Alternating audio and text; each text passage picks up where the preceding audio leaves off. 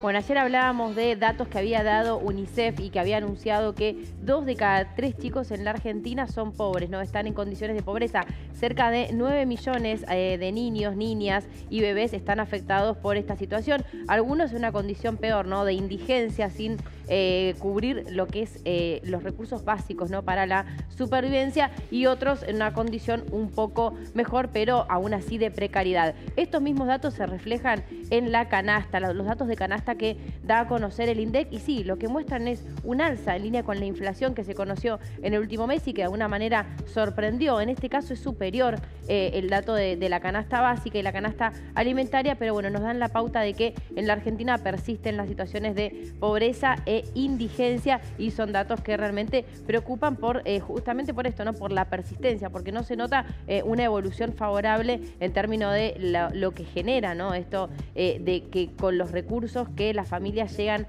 a ganar por mes no alcanza para cubrir las necesidades. Claro. Vamos acá a ver tenemos los datos, ¿no? Sí, exactamente. Acá tenemos los datos de enero, ¿no? Enero que tuvimos una inflación de 6%, pero claro, cuando uno ingresa a ver qué fue lo que pasó con las canastas, la incidencia en estas canastas, por ejemplo, la canasta básica total mide algunos servicios y alimentos, ¿sí? Entonces lo que determina es la línea de pobreza, o sea, quienes cubren esta canasta están al límite, digamos, de una situación de pobreza, pero no están en la peor condición, que es la indigencia. Exactamente. Bueno, lo que vemos es que son 163.539 pesos para estar dentro de esta franja, con un incremento mensual de 7,2, o sea, por encima de la inflación, y de 108 cuando hacemos la comparación de los últimos 12 meses. Esto, ¿no? Siempre hay que aclarar, no incluye el alquiler. Exactamente. Sí, que para mí es tremendo, sí. Porque en la Argentina, y más me parece en muchos sectores, sobre todo en estos sectores, y sobre la todo gente alquila.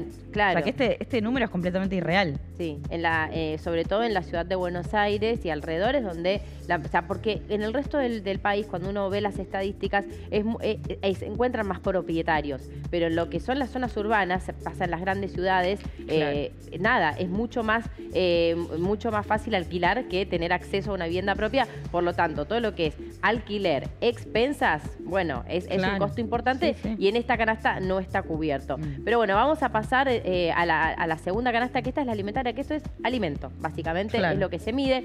Como siempre, aclaro, es una referencia, ¿no? Porque justamente hay un montón de gastos que no están contemplados, pero sirve como para tener un indicador de la economía.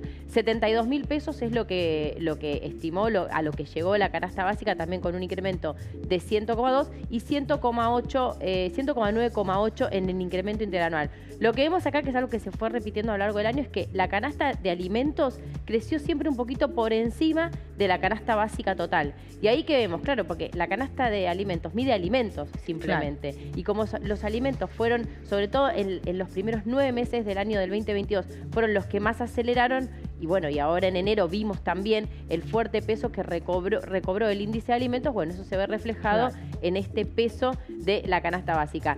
Y siempre me gusta aclarar esto: los sectores más vulnerables son los que más destinan de sus recursos una parte más importante al alimento, ¿no? Porque es lo básico que se necesita. Con lo cual esto los golpea tremendamente.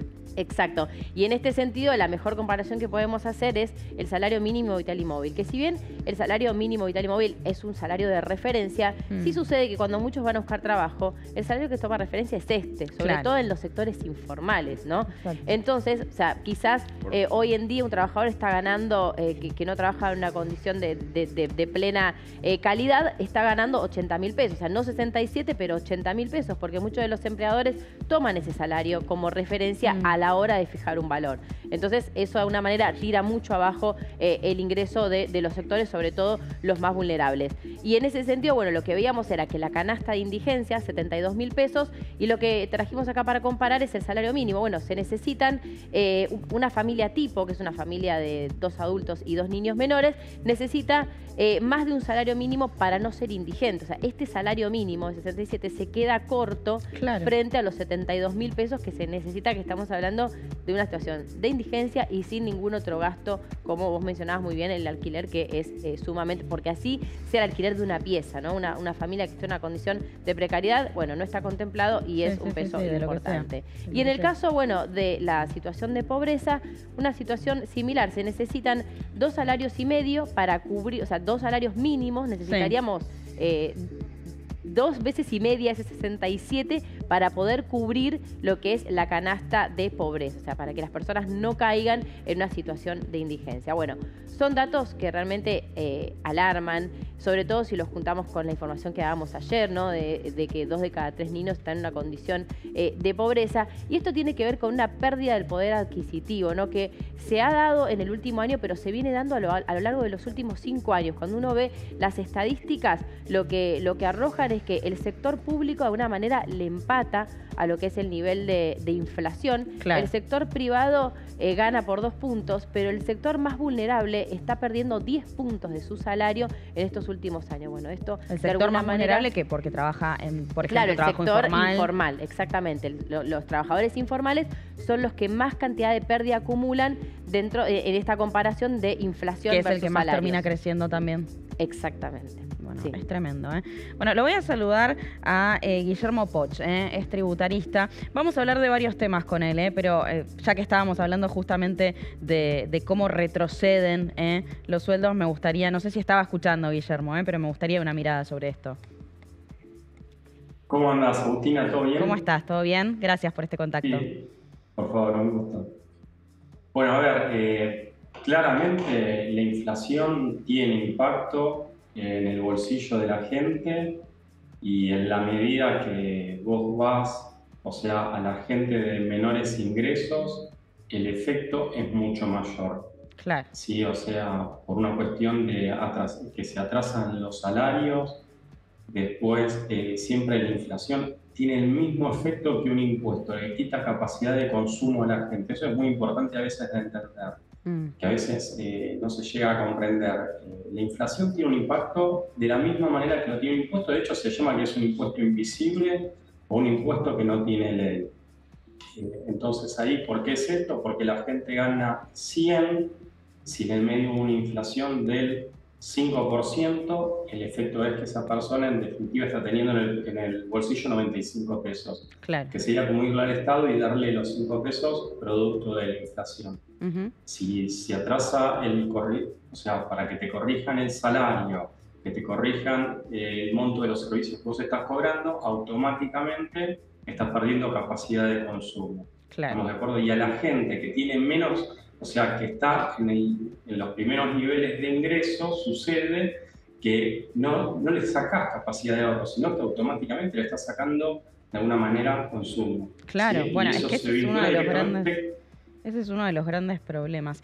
Y Guillermo, te quería preguntar porque, bueno, ahora está esta nueva medida que tiene que ver con los colegios privados. Sergio Massa anunció que, por ejemplo, Precios Justos se aplica a las cuotas de los colegios privados. ¿Qué es lo que tenemos que saber para poder acceder, ¿no?, a esas regulaciones? Y que no perdamos, porque eso es lo que importa. Vos decís que la gente no pierda en el consumo.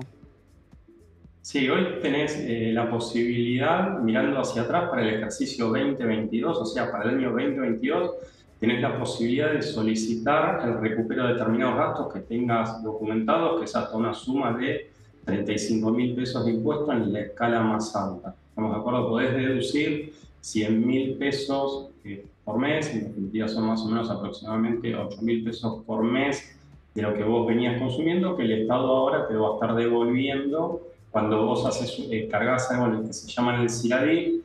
De alguna manera el empleado hace la carga de la información y de alguna manera el empleador le devuelve la plata. Es como que te estarían dando una cuota extra. Y mirando hacia el futuro, vos vas a ir registrando la carga de los gastos y eso te va a impactar en menores retenciones del impuesto a las ganancias.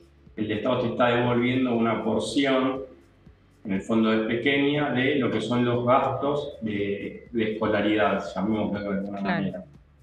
¿Sí? Todo eso se carga en la página web del fisco para informárselo, en el caso de los asalariados, al empleador. Sí, Guillermo, quería consultarte para que se entienda bien la diferencia, porque se podía hacer deducción de gastos de educación, si no tengo mala información, por lo que recuerdo eran gastos de jardín de infantes, maternales, y los gastos propios, o sea, si un contribuyente invierte, por ejemplo, en un curso o en una carrera universitaria o alguna otra área vinculada a lo que es educación, ¿también lo puede deducir?